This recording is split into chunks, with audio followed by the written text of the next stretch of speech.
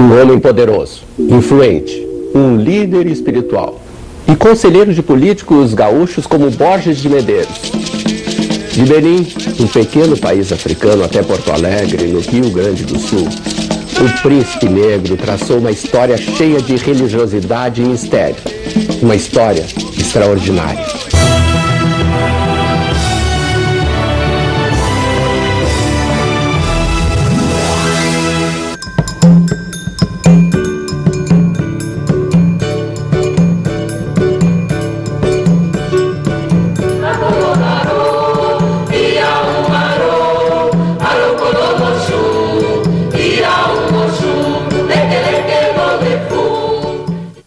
No centro de Porto Alegre, pulsa o mercado público desde 1869. As milhares de pessoas que atravessam suas portas encontram cheiros, cores, comidas simples e sofisticadas, chimarrão e artigos religiosos, peixe fresco e sorvetes tradicionais. Mas as paredes guardam um mistério. Em alguma parte do mercado público, um príncipe negro vindo da África fez um ritual religioso conhecido como Assentamento do Bará para proteger Porto Alegre.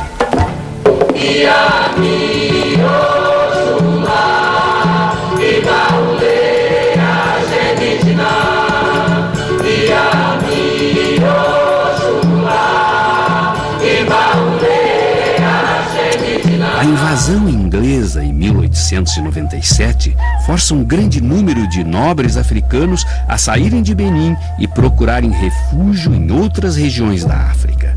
São João Batista de Ajudá, um porto não muito distante do reino de Benim, foi o local escolhido pelo príncipe negro para permanecer durante aqueles tempos conturbados. Lá ele morou durante 2 meses. Custódio Joaquim Almeida, nome adotado no porto de Ajudá. Na cidade natal dele, Benim, o nome dele é Uzonlele Okezie-Erupe, foi um fervoroso opositor britânico. Existem muitas histórias em relação à saída do príncipe de Benim. Uma das histórias que mais pesquisadas, com documentação, é que ele sai de Benim. Por quê? Com a invasão britânica, ele ficou preocupadíssimo com a escravidão do seu povo, que os ingleses iriam escravizar o seu povo. Então ele sai expulso, porque o seu governo o seu reinado foi extremamente violento, né, contra os ingleses. Em 2 de setembro de 1898, o príncipe negro finalmente pisa em solo brasileiro na Bahia. Bahia ele permanece por um tempo e vai para o Rio de Janeiro, onde fica cerca de 2 meses aproximadamente.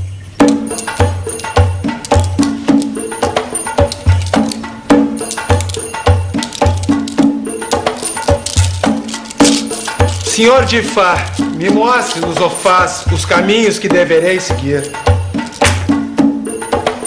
O príncipe Custódio tinha o costume de consultar os orixás sobre o seu destino.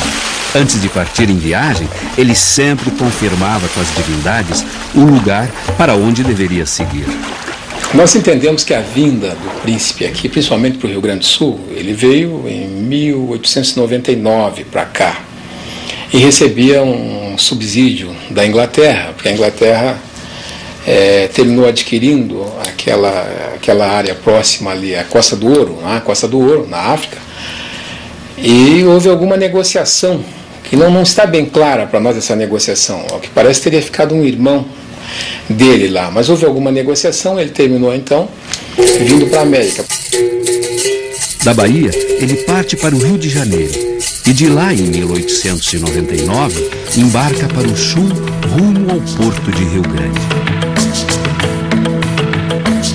Em 1899, o príncipe Custódio Joaquim Almeida chega na cidade portuária de Rio Grande. De lá, por prováveis perseguições que tinham sido enviadas de seus inimigos na África, ele vai para a cidade de Pelotas. Em 1900, o príncipe vai para Pelotas. cidade onde conheceu o político Júlio de Castilhos. Acho importante destacar o relacionamento do príncipe Custódio com políticos importantes da época, como Júlio de Castilhos, como Borges de Medeiros, como Getúlio Vargas. Júlio de Castilhos teve um câncer na garganta e foi tratado, né, pelo príncipe Custódio. Nós sabemos dessa relação. Acho importante destacar o seguinte, na época, com toda uma medicina que já existia, figuras importantes da época vão procurar o aconselhamento, vão procurar a solução dos seus problemas num líder religioso. Seguindo orientações do jogo de Ifá, o popular jogo de Búzios, nesse mesmo ano, ele chega em Bagé. Então, chegando o príncipe a Bagé, e essa data corresponde a todo um trabalho que foi feito aqui, relacionado ao batuque, né, no qual o príncipe é uma referência nacional.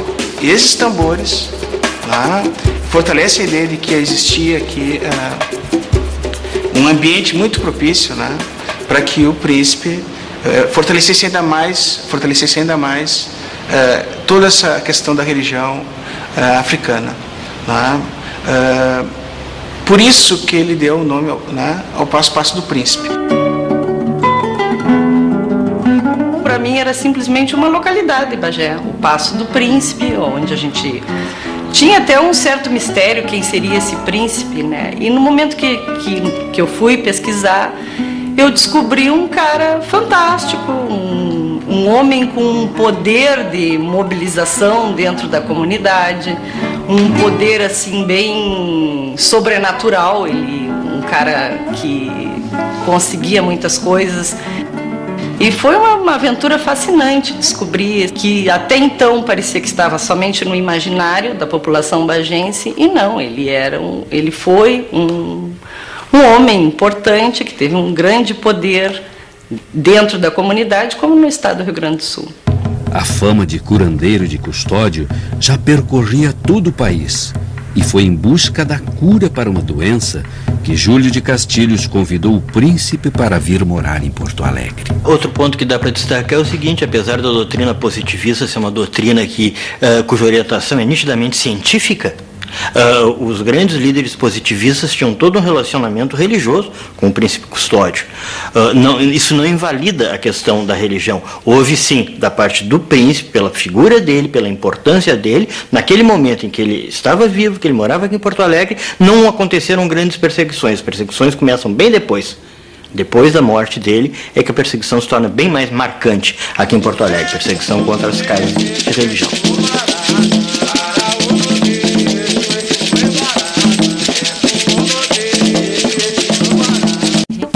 Com a aprovação dos orixás, Custódio de Almeida chega até Porto Alegre para nunca mais sair. Em Porto Alegre, o príncipe residia com sua corte na rua Lopo Gonçalves 498, onde recebia várias personalidades, tanto do Rio de Janeiro, da África que o procuravam, como nos políticos locais. Preocupada com as lutas entre chimangos e maragatos, Dona Carlinda, esposa do político Borges de Medeiros, foi procurar o príncipe negro em busca de proteção para o marido. O poder da religião africana praticada por Custódio Joaquim de Almeida encantava a alta sociedade da época e trazia à sua casa gente simples e visitas ilustres. Na casa do meu avô era muito frequentada e ele jamais fechava as portas para qualquer pessoa, tanto homem quanto mulheres. As mulheres ele caminhava geralmente para trabalhos domésticos, ou ficavam lá ou para ser curadas, que às vezes chegavam doentes, chegavam debilitadas, chegavam pessoas de toda a classe social. Sempre bem vestido, desfilava pela cidade uma carruagem puxada por uma parelha de cavalos brancos e pretos.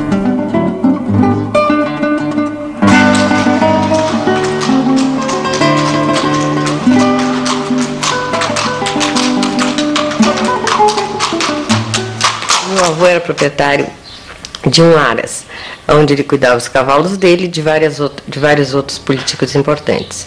Então, o que fazia ele? Quando chegava a época de treinar os cavalos, ele montava as carretas e a família toda, todo o povo ia junto, para os cavalos treinarem no mar, marcharem no mar. Né? Então, levava uma semana de carreta. E era uma festa. O mercado público na época do Príncipe era muito movimentado. Inclusive, para resguardo, foi sentado um bará. E este bará, como todo mundo pensa, ele não está no centro. O assentamento do bará é o santo principal da religião, tá? Que se senta quando vai se fazer um trabalho, um serviço para as pessoas, para destrancar os caminhos, para desamarrar, para as coisas se tornarem mais favoráveis às pessoas que têm sacrifício da vida. Bará é um orixá. Orixá é um deus da cultura africana trazido ao Brasil pelos escravos. Porteiro dos orixás, o bará é considerado o mais humano de todos eles. É o senhor dos caminhos e das encruzilhadas. Uma entidade que transita entre a bondade e a maldade. Ele é o guardião das casas, das cidades e das pessoas. É erótico, alegre e sensual. Não tem nenhuma ligação com o demônio, como popularmente se costuma achar, mas pode ficar furioso se não receber uma oferenda prometida. O bará gosta de farofa e óleo de dendê. Sua cor é o vermelho e seu dia da semana é a segunda-feira. Também chamado de menino, ele é saudado com a expressão africana alupo. Bará é o santo que trabalha por bem. Não é que nem o povo diz que é Exu. Não. Se souber trabalhar com ele, ele trabalha só por bem. Certo? O pai Bará, que é o dono dos cruzeiros, que sem ele a gente não faz nada.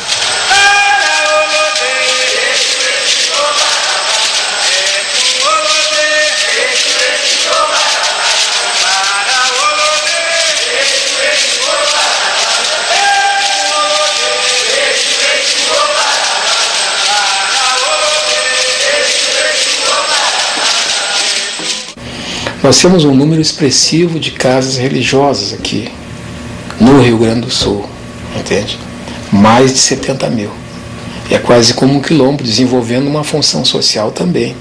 Mais de um século após a chegada do Príncipe Negro em Porto Alegre, aqueles que praticam a religião africana, após um ritual religioso, seguem em direção ao mercado público para cumprimentar, agradecer e, principalmente, homenagear o bará que lá foi assentado por Custódio Joaquim de Almeida.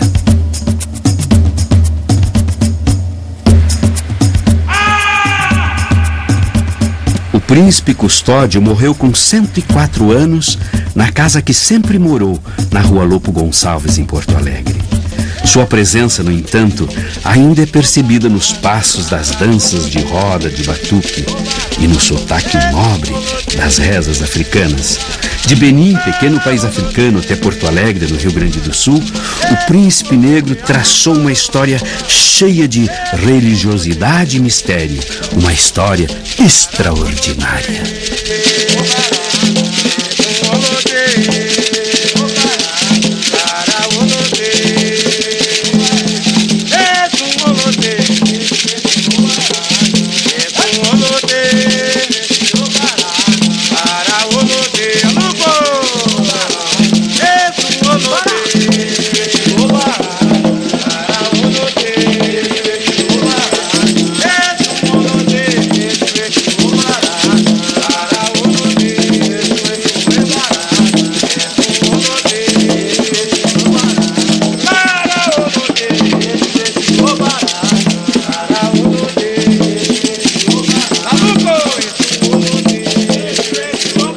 Príncipe Custódio, meu bisavô, é um legado, é mais uma história, mais um capítulo do Rio Grande. Para mim, é vivenciar. Eu me lembro que, desde ter idade, a mãe era chamada no colégio para saber que história é essa de a senhora é uma princesa e seu filho diz que é príncipe. Acho que ele está ficando louco, olha. Resuma, a senhora precisa arranjar um psicólogo para ele. Isso foi, eu cresci escutando isso, eu vivenciei escutando isso, mas não deixei que as coisas se abatessem, porque isso faz parte da minha cidadania, tia.